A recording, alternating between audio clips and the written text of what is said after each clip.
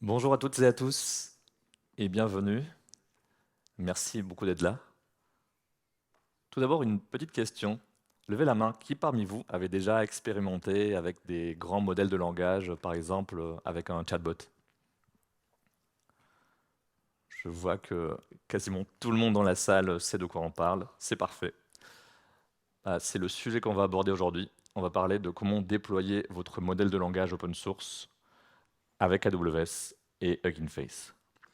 Je m'appelle Mario Lopez Ramos, je suis architecte de solutions. Depuis bientôt 5 ans, j'accompagne des startups et scale-up, notamment Hugging Face, dans l'utilisation du cloud AWS.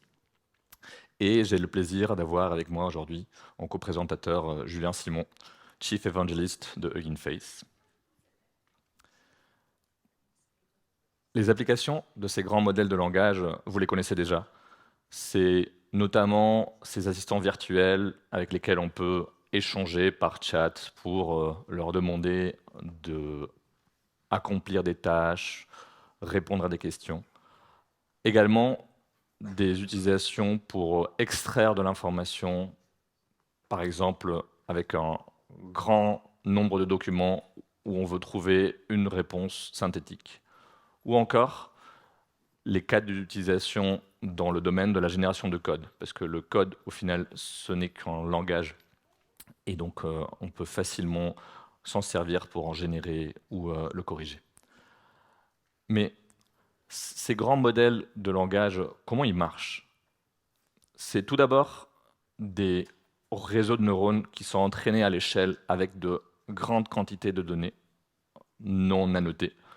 Donc on parle de centaines de gigas de textes à partir de livres, Wikipédia, le web, etc., qu'on qu'on fait alimenter dans ces processus d'entraînement dans lesquels ce qu'on fait, c'est cacher quelques parties du texte et changer les poids pour apprendre au modèle à prédire ce qui manque. Et à la sortie, on a ce qu'on appelle un modèle pré-entraîné qui est capable de générer la suite d'un texte qu'on a démarré. On peut, avec ces modèles-là, qui sont généralistes, les faire accomplir de nouvelles tâches pour lesquelles ils n'avaient pas été conçus à la base.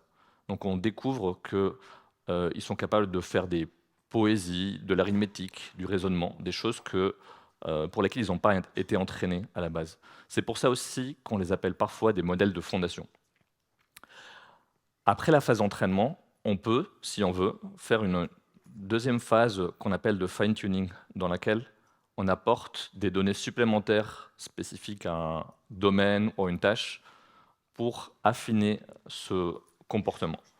Donc, par exemple, ce que vous avez l'habitude d'utiliser avec un chatbot, c'est un modèle qui a été fine-tuné avec des instructions, dans lesquelles on apprend au modèle, suite à telle instruction, tu donneras tel genre de réponse.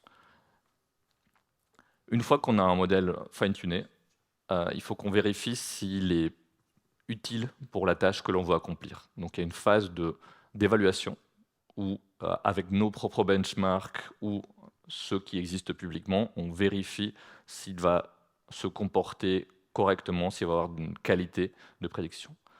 Et une fois qu'on est satisfait, on le passe en production en le déployant pour pouvoir faire de l'inférence, c'est-à-dire répondre à des nouvelles requêtes avec des réponses générées. Et c'est cette partie-là qu'on va regarder un peu plus dans le détail.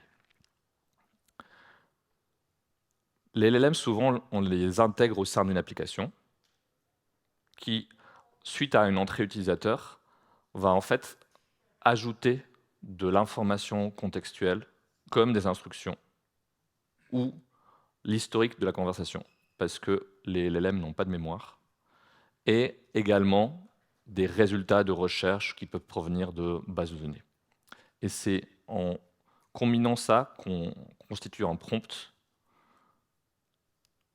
et ensuite on peut avoir la réponse qui est envoyée vers l'utilisateur. Donc vous voyez comment ça s'insère au sein d'une application. Le LLM n'est pas seul, on doit ajouter des choses autour.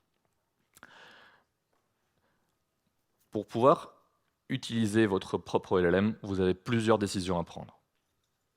Tout d'abord, vous pouvez vous devez choisir le modèle. Il y a plusieurs choix possibles. Il y en a qui sont ouverts, d'autres qui sont propriétaires. Vous voyez les plus connus à l'écran. Ensuite, vous devez choisir quelle est la plateforme que vous allez utiliser pour le déployer.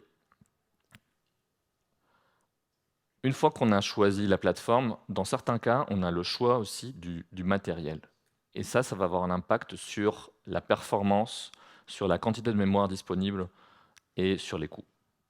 Et finalement, vous pourrez faire des optimisations pour décider si votre application est plus sensible à la latence, au débit, ou si vous voulez faire des compromis sur la qualité pour réduire le coût, par exemple.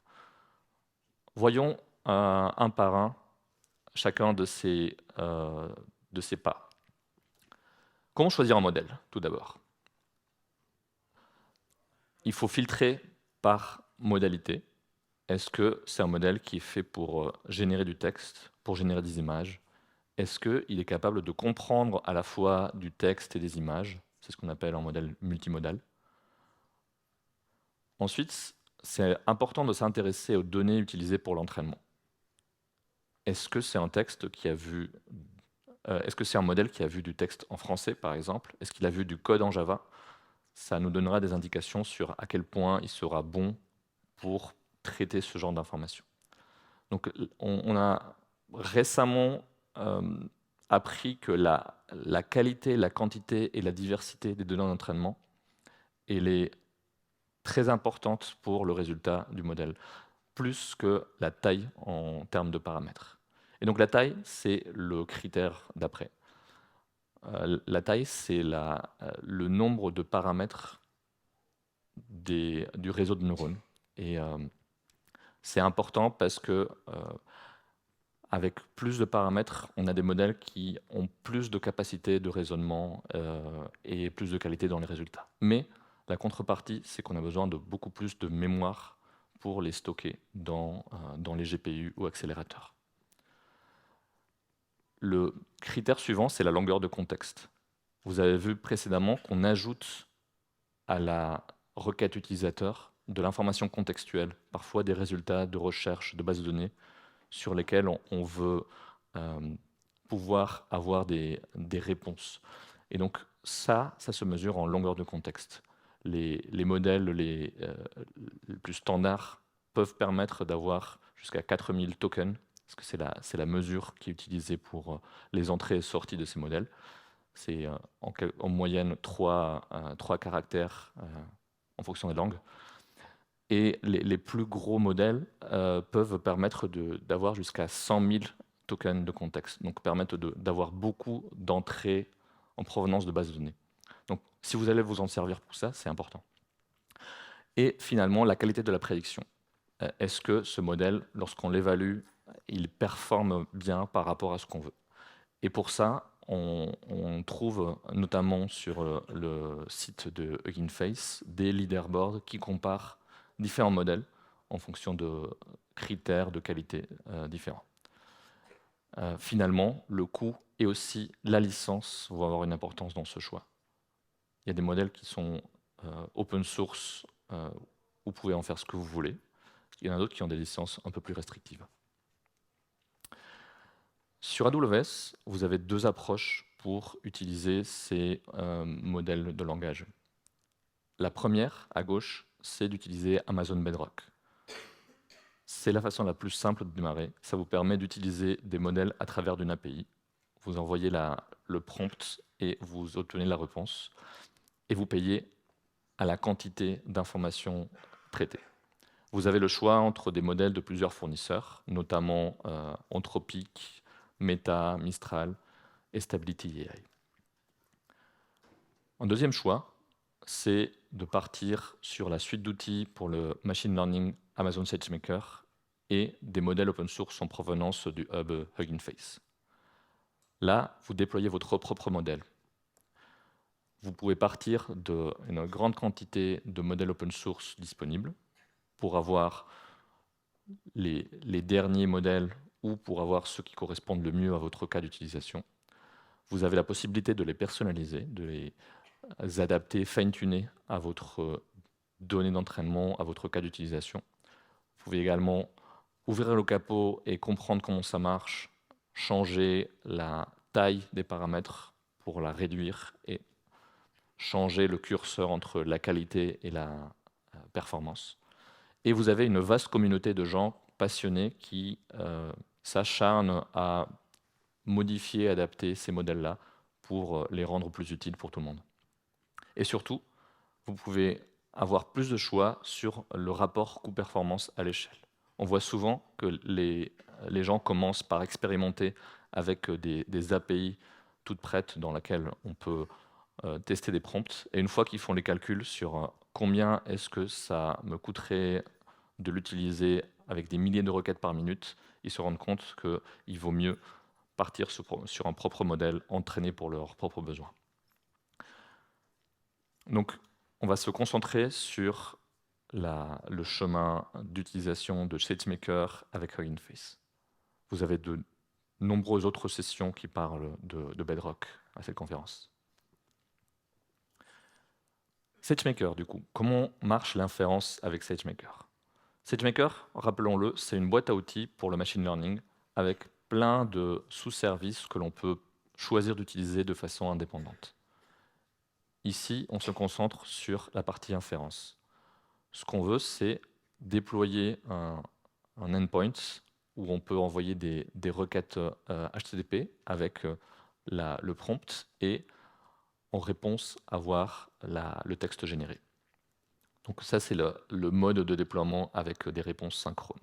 Mais on a aussi d'autres modes, notamment le traitement par lot, qui permet de donner tout un ensemble d'entrées déposées sur un bucket Amazon S3 et avoir la génération qui est déposée également sur S3. Donc ça, c'est très utile lorsqu'on veut, par exemple, faire une évaluation d'un modèle avec quelques centaines ou milliers d'exemples pour voir quel est le résultat. SageMaker lancera les ressources nécessaires, fera l'inférence sur cette quantité de données et s'arrêtera après. Vous serez facturé uniquement pour le temps d'exécution. Ouvrons un peu le capot de SageMaker pour la partie inférence. Tout d'abord, il y a le modèle que vous avez choisi de déployer. Vous pouvez aussi en avoir plusieurs au-dessus du même endpoint.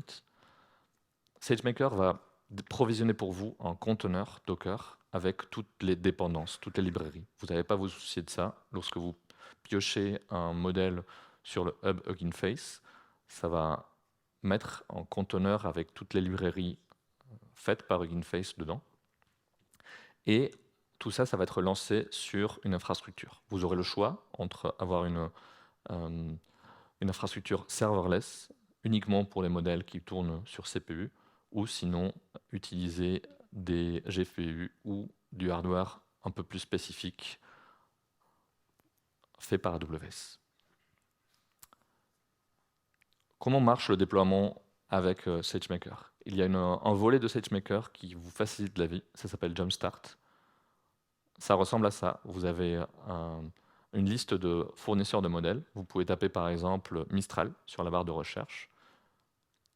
Il est fourni par Hugging Face. Vous cliquez et vous tombez sur une page qui vous permet de déployer en quelques clics. C'est ici que vous choisissez la taille de votre instance et vous avez juste à déployer sur le bouton et quelques minutes après, vous avez un endpoint REST qui est prêt à être utilisé. On parlait du hardware tout à l'heure.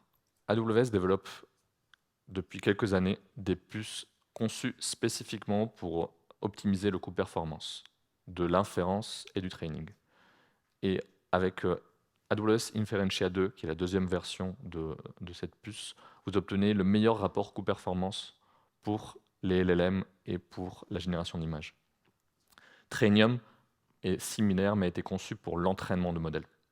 Donc on a conçu ces puces-là pour être plus économe en énergie, pour être plus adapté au genre d'utilisation que vous en faites avec des applications GenAI, pour pouvoir répercuter les baisses de coûts sur le prix.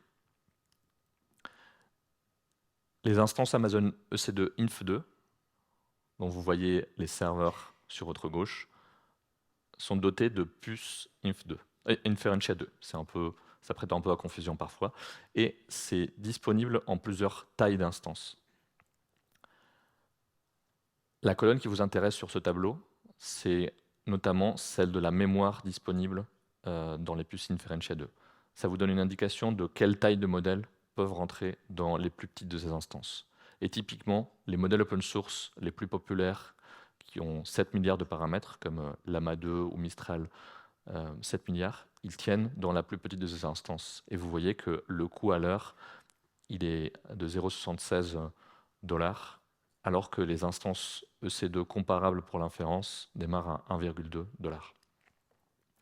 On a fait quelques tests de performance pour évaluer le fonctionnement de modèles populaires comme Llama 2, et on constate que pour les 3 tailles de modèles Llama 2, donc 7 milliards de paramètres, 13 milliards de paramètres et 70 milliards de paramètres, on peut avoir jusqu'à 3,7 fois de plus de débit en tokens par seconde avec Inferentia 2. Et donc ça, c'est très important parce que c'est la vitesse à laquelle vous allez voir la sortie de texte généré par ces modèles-là. Et également, on a une réduction de la latence par token. Et globalement, on peut atteindre une réduction de coût de déploiement de 4,7 fois. Donc tout ça en comparant à des instances EC2 similaires. Pour avoir ces bénéfices, il y a une phase de compilation qui est nécessaire pour cibler ce hardware spécifique.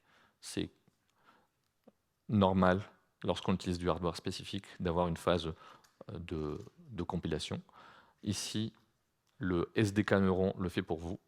Sans rentrer dans les détails, ce que ça fait, c'est ça analyse le graphe avec l'enchaînement des calculs que fait chaque modèle, et ça regarde les changements qui peuvent être faits en termes de condensation des opérations pour cibler le hardware et l'ordonnancement.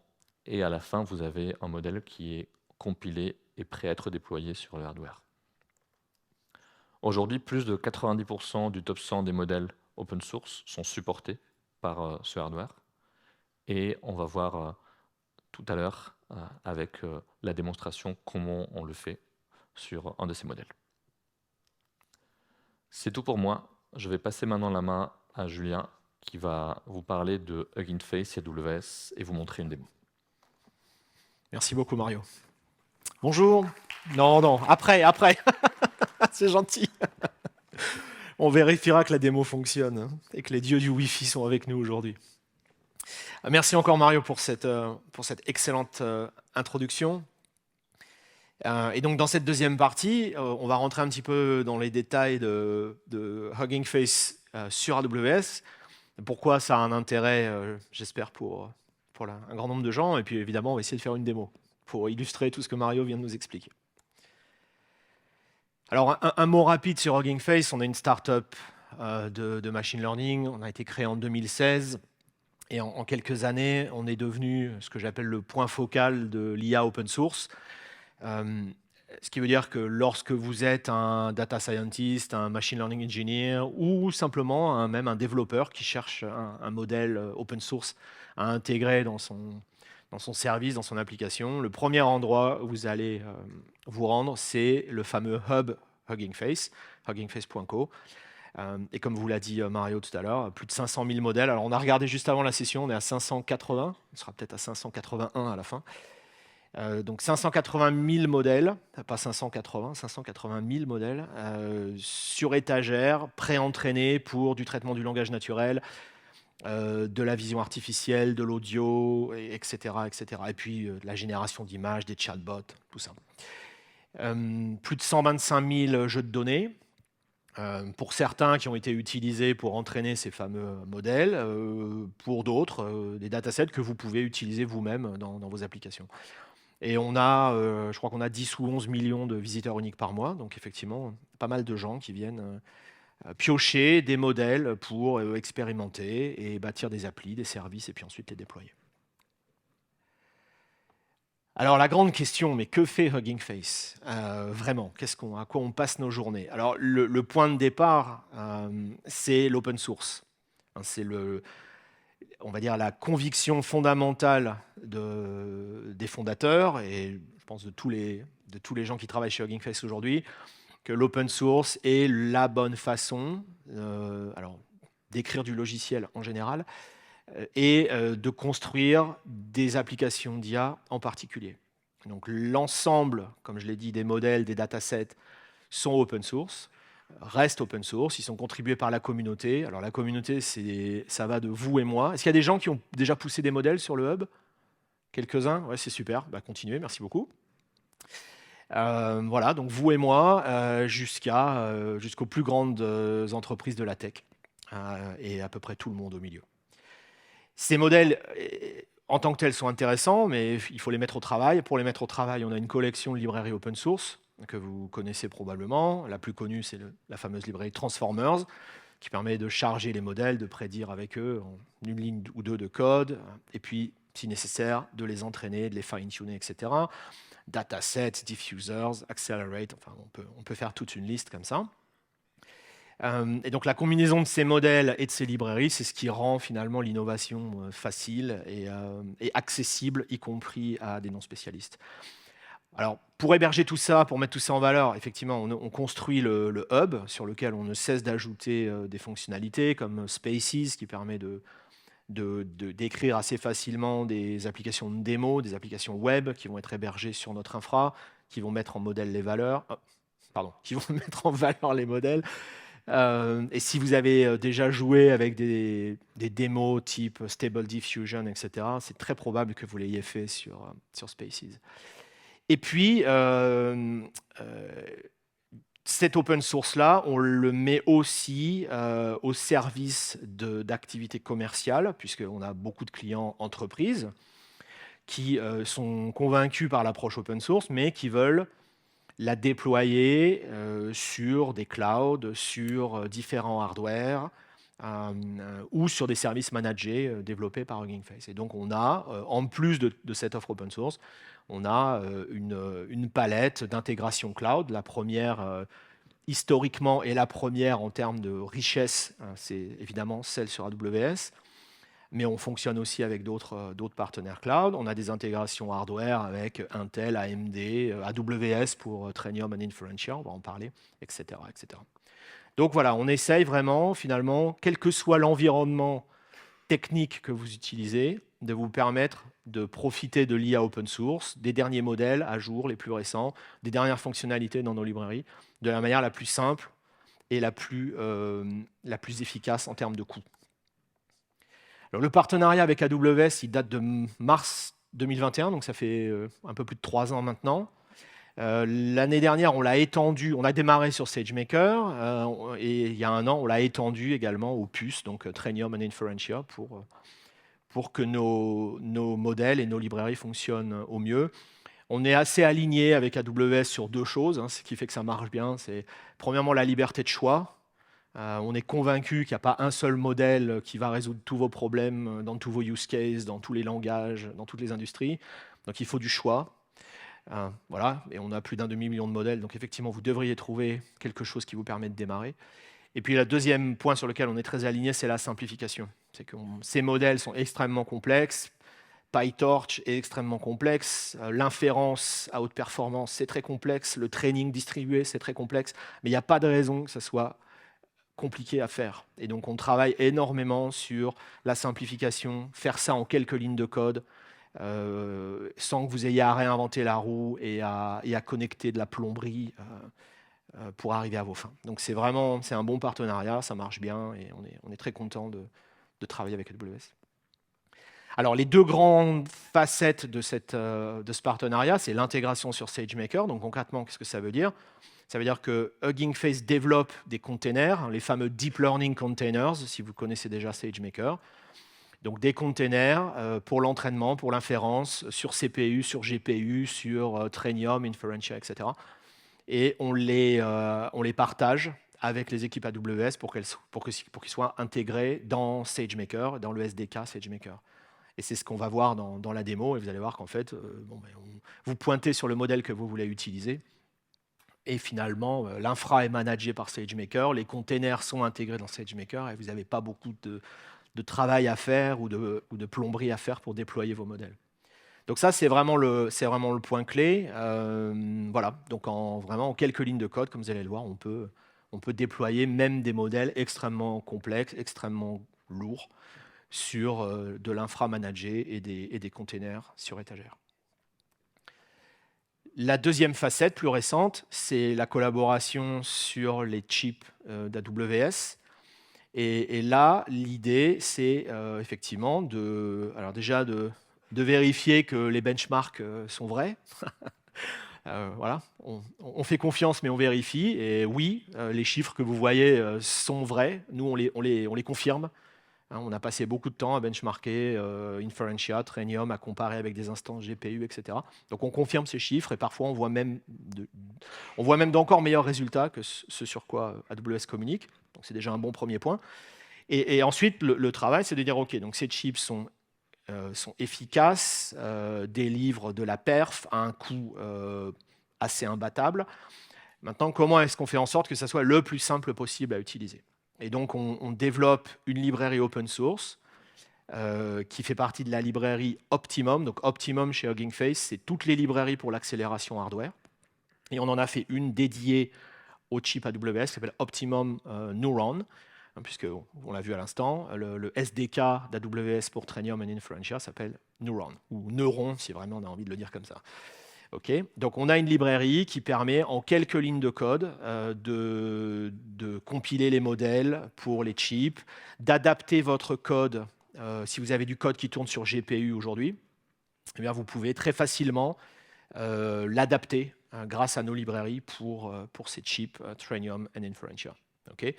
Donc voilà vraiment l'objectif. Si vous voulez voir toutes les fonctionnalités, n'hésitez pas à aller voir la doc, et le processus de compilation que Mario décrivait, qui est très complexe, est complètement caché par cette librairie.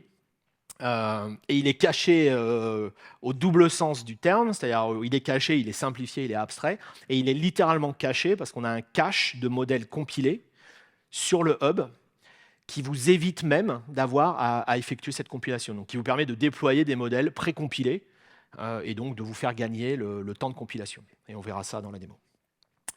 Donc voilà la démo, je vous laisse 5 secondes si vous voulez choper l'URL, le QR code. Vous aurez le notebook que je vais vous montrer. Voilà. Petite pause. C'est bon? OK. Bon, si vous ne l'avez pas eu, c'est pas grave. Venez me voir à la fin, on reprendra le slide en photo. Alors, allons-y.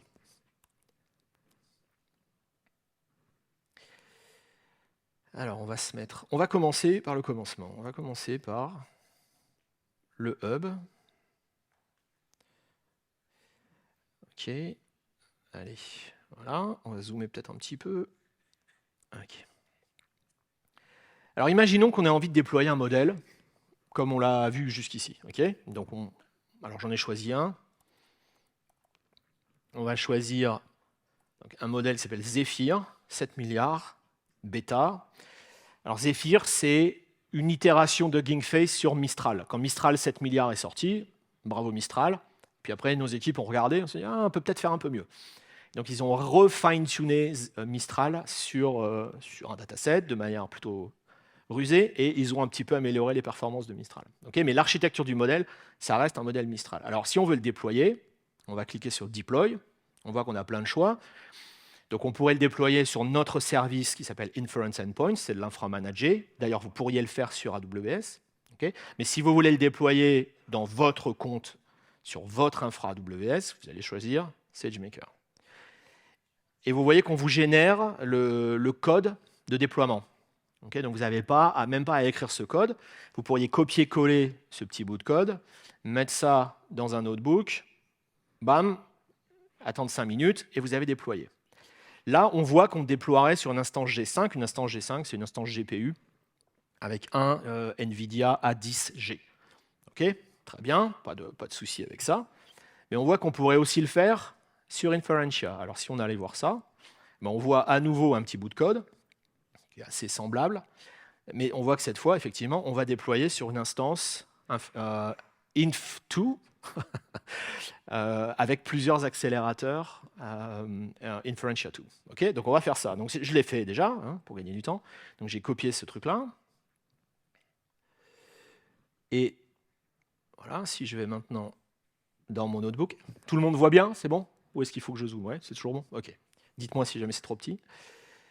Donc là, j'utilise SageMaker Studio et un notebook dans Studio, mais bon, vous pouvez utiliser ce que vous voulez, VS Code, tout ce qui vous plaît, il n'y a aucun problème.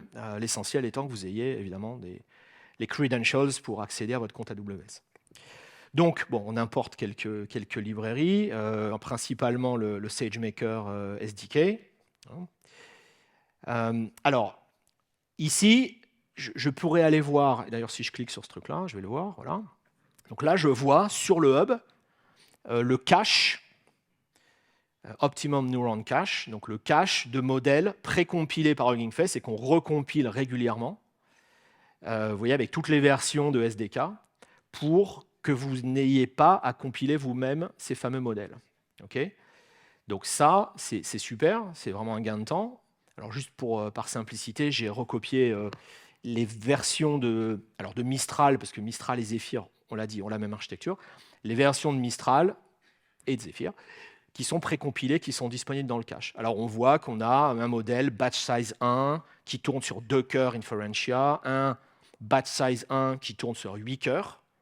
On va expliquer pourquoi ça peut être intéressant. Batch size 4, 2 cœurs, etc., etc. Donc on a différentes configs précompilées, prêtes à être déployées. Okay, et j'ai remis ici les informations que Mario nous avait montrées. Alors moi j'ai choisi donc, de déployer Zephyr 7 milliards bêta. Et je pourrais le déployer sur 2 cœurs. Donc je pourrais effectivement le déployer sur une toute petite instance très économique. Mais je peux aussi le déployer sur 8 cœurs. Donc là, je vais travailler avec une instance un peu plus grande, 24x large, qui est un peu plus chère. Quelle est la différence? C'est que, évidemment, si j'ai plus de cœurs, je vais paralléliser plus d'opérations. D'accord? Et cette opération-là, elle va me permettre de générer les tokens plus vite. Donc là, on voit un des gros avantages de la combinaison des modèles open source et de l'infra AWS, c'est que vous avez ce choix. Vous pouvez trouver le bon équilibre entre coût et perf. Si vous êtes content avec une instance très économique, 2 cœurs, et que le débit vous va, parfait, vous avez un prix imbattable. Et là, on est bien d'accord, parce que les prix qu'on discute, c'est des prix on demand. Si vous faites des prix, si vous avez des accords commerciaux, si vous faites des instances réservées, etc., vous pouvez avoir 30, 40, 50% de discount en plus. Et là, vous atteignez des prix qui sont incroyables. Okay, par contre, si vous avez déjà une application qui est plus à l'échelle, là, ça peut valoir la peine de travailler avec des instances plus grosses, qui vont vous donner plus de débit, plus de parallélisme. Okay, et bon, très spécifiquement, ce qu'on fait là, c'est du tensor parallélisme. Donc on découpe le modèle et on va avoir différents bouts des tenseurs du modèle qui tournent sur différents cœurs Inferentia2. Okay, et ça se passe dans le processus de compilation. Vous n'avez pas besoin d'en savoir beaucoup plus, sauf si ça vous amuse de creuser. Et tout ça est fait automatiquement. Donc c'est ce que je vais faire ici. Okay, donc je définis mon modèle. Batch size, donc 1. Le contexte global du modèle, 4096, bon, la longueur max qui est un petit peu plus petite, et le nombre de cœurs que je vais utiliser. Okay, et donc ces paramètres-là, ils vont être injectés dans le container d'inférence. Vous connaissez peut-être notre serveur d'inférence qui s'appelle TGI, Text Generation and Inference, qui est ce qu'on utilise évidemment dans ce container. OK, donc parfait, on sait quel modèle, on sait quels paramètres, très bien, on continue. Donc là, on va récupérer le fameux container, d'accord? Donc on dit, donne-moi le container Hugging Face pour les devices Neuron, ok? Et donc je vais récupérer. Alors ici, mon notebook tourne dans US East 1, donc je récupère un container Hugging Face avec PyTorch, avec TGI 1.13 et avec Optimum Neuron, donc notre fameuse librairie 0020. Voilà, ok? Donc tout ça disponible, pas besoin de se compliquer l'existence. J'ai récupéré mon container et avec la définition du modèle et le container, je crée un objet qui s'appelle Hugging Face Model, qui est un objet du SDK SageMaker. Okay, une fois que j'ai fait ça, je peux faire deploy. Okay, donc vous voyez, on ne fait pas du machine learning là. Hein. on fait à peine du DevOps. Enfin, je veux dire, vous pouvez copier-coller ce code depuis le hub et changer ce que vous avez envie de changer, et il n'y a aucune complexité. Donc, j'ai choisi mon instance 24XL, parce qu'elle a 12 cœurs, hein, et je vais en utiliser 8. Voilà. Donc, c'est parfait. J'attends un petit moment que ça déploie. Voilà, et là, j'ai mon endpoint SageMaker déployé, prêt à servir. Donc maintenant, il va falloir que je prédise, je fasse de l'inférence. Alors, on pourrait faire de l'inférence toute simple, sans se poser de questions. On pourrait dire, voilà, on pourrait lui demander de compléter une phrase, le Summit AWS et puis il générerait un truc derrière. Bon. Mais comme vous le savez, ces modèles-là, on veut les prompter. Donc il y a un format de prompt qui existe. Les choses n'étant jamais simples, différentes architectures de modèles vont avoir différents formats de prompt. Donc il y a un format pour Llama, il y a un format pour Mistral. Alors ici, Zephyr aura le format Mistral. Il y a le format OpenAI. Bref, on n'arrive jamais à se mettre d'accord. C'est comme les chargeurs de téléphone, il faudra 10 ans pour qu'on se mette tous d'accord sur le format de prompting. Peut-être qu'on y arrivera. Alors, pour simplifier ce problème-là, en fait, dans notre librairie, on a décidé qu'on allait adopter le format OpenAI, et qu'on allait automatiquement faire la conversion vers le bon format de prompt. Donc, c'est ce que vous voyez là. Donc, ici, le prompt, ça va être un prompt system as a friendly AI engineer, please answer the following question. Voilà. Et la question, c'est why are transformers better models than LSTMs? Donc, ça, c'est le format OpenAI. Et en fait, quand on applique ce template au modèle en question, automatiquement, on va le convertir au format ici Mistral. Donc ça, c'est bon à savoir. Si vous perdez du temps, si vous vous énervez sur ces formats de prompt, sachez qu'il y a ce chat template qui vous permet de l'écrire simplement et de laisser la librairie convertir. Donc ensuite, alors là, c'est parce qu'on a envie de faire le malin, on peut définir des paramètres de génération. Je ne vais pas rentrer dans les détails, ça mériterait une session d'1 heure. Donc, c'est simplement les paramètres qui vont influencer sur la génération. En gros, à quel point on veut que le modèle soit créatif, à quel point on veut qu'il utilise du vocabulaire rare ou exotique, etc. etc. Voilà, on a un très bon article de blog qui est ancien mais qui est toujours valable, qui s'appelle How to Generate, que je conseille à tout le monde si vous voulez comprendre top P, top K, etc. etc. Voilà, c'est vraiment une bonne ressource. On aurait probablement pu laisser tout par défaut et pas s'embêter avec ce truc. Donc maintenant, on va pouvoir prédire. Donc la ligne importante, c'est celle-ci. Voilà. Donc sur le endpoint predictor, point predict, les inputs, donc les inputs avec notre prompt automatiquement converti au bon format, et puis les paramètres qu'on vient de voir. Alors, j'ai rajouté 2 lignes de code ici, mais c'est simplement parce que là, je vais vous montrer une inférence simple, et après, je vais vous montrer une inférence streaming. Et comme je passe mon temps à passer de l'un à l'autre, il faut que je remette le endpoint en configuration de base. Mais ces 2 lignes-là, a priori, sont complètement, sur la désérialisation, sont tout à fait optionnelles. C'est en fait le réglage par défaut. Alors, on va essayer, et on va faire une petite prière au dieu du Wi-Fi. Donc, en avant, on prédit. Donc là, on envoie le prompt au endpoint. Il a généré, la réponse complète est disponible, et je l'affiche. Voilà. Donc ça, c'est le scénario le plus simple. Donc si on réfléchit, qu'on respire là 2 secondes, qu'est-ce qu'on a fait? On a copié-collé un petit bout de code qui vient du hub. On a déployé. On a appliqué un petit template histoire d'avoir des générations de meilleure qualité.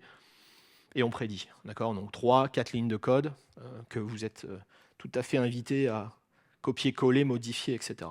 Bon, super. Et on voit qu'on a une belle réponse. Alors on ne va pas la lire, mais bon, elle est bien. Bon, sauf que ce n'est pas ce qu'on attend d'un chatbot. On n'attend pas d'un chatbot de réfléchir pendant 6 secondes et puis de cracher un pavé. On a envie de voir le streaming. Alors, on peut aussi le faire. C'est disponible sur l'inférence SageMaker depuis le début de l'année. Il y a un excellent blog d'AWS qui explique ça. Je vous invite là aussi à le lire. Et j'ai joyeusement volé la petite classe utilitaire qui permet de streamer le contenu. Donc je vous invite à la voler vous aussi. Voilà, c'est pas très intéressant, on le lit caractère par caractère, etc. Bon, et donc maintenant, tout ce qu'on a à faire sur le endpoint existant, c'est de dire, je te change ta désérialisation. Donc là maintenant, tu ne vas pas me désérialiser d'un coup un gros blob de JSON, tu vas me désérialiser un stream, token par token, au fur et à mesure de la génération. Et dans le le corps de la requête, j'active juste stream égale true. Voilà. OK. Donc, on va faire ça. OK. Donc là, on va invoquer le endpoint en mode streaming. Et c'est parti. Voilà. Et c'est beau. Voilà. Et ça marche. On va même le refaire tellement c'est beau. Une deuxième fois, pour ceux qui auraient cligné des yeux. Voilà. OK. Donc, un chatbot à l'état de l'art avec streaming, c'est SoNotebook. Alors après, à vous de l'améliorer, à vous de mettre une user interface. Ça, c'est complètement hors de mes capacités. Et vous avez un chatbot à l'état de l'art qui tourne dans votre compte, complètement privé. Aucune donnée ne sort de votre VPC. Ça peut être même un subnet privé, complètement privé. Et avec un coût qui est, voilà, à mon avis, imbattable. D'autant plus, comme je le répète, que vous pouvez régler le coût et la perf en jouant sur la taille du modèle et la taille de l'infrastructure. Okay. Et surtout, s'il vous plaît, quand vous avez fini, vous n'oubliez pas de faire delete endpoint. Parce qu'après, je reçois des mails en disant j'ai eu $1000 de facture à cause de ta démo. Bah oui, mais bon, il faut faire delete endpoint. Je le répète depuis des années et des années. OK. Voilà ce que je voulais vous dire sur SageMaker et sur Inferentia. Je remets le QR code pour nos amis et je repasse la parole à Mario. Merci. Merci beaucoup, Julien. Magnifique démo. Merci Julien pour cette magnifique démo. C'était beau, effectivement. Du coup, en synthèse, vous l'avez vu, SageMaker et Hugging Face simplifient l'utilisation sécurisée de modèles open source. Vous pouvez piocher parmi une vaste sélection de modèles sur le hub et en allant cliquer tout simplement sur l'option Deploy to SageMaker, en quelques minutes, vous aurez votre propre modèle open source qui tourne. Donc maintenant, c'est à vous de jouer. Allez explorer sur le hub Hugging Face. Essayez les modèles. Vous pouvez, sur le côté droit, tester le fonctionnement et ensuite aller déployer sur SageMaker. Et n'ayez pas peur d'essayer Inferentia. C'est disponible sur une bonne partie des modèles et vous aurez un meilleur rapport coût-performance. Et avec ceci, je vous remercie pour votre attention et bon reste du summit.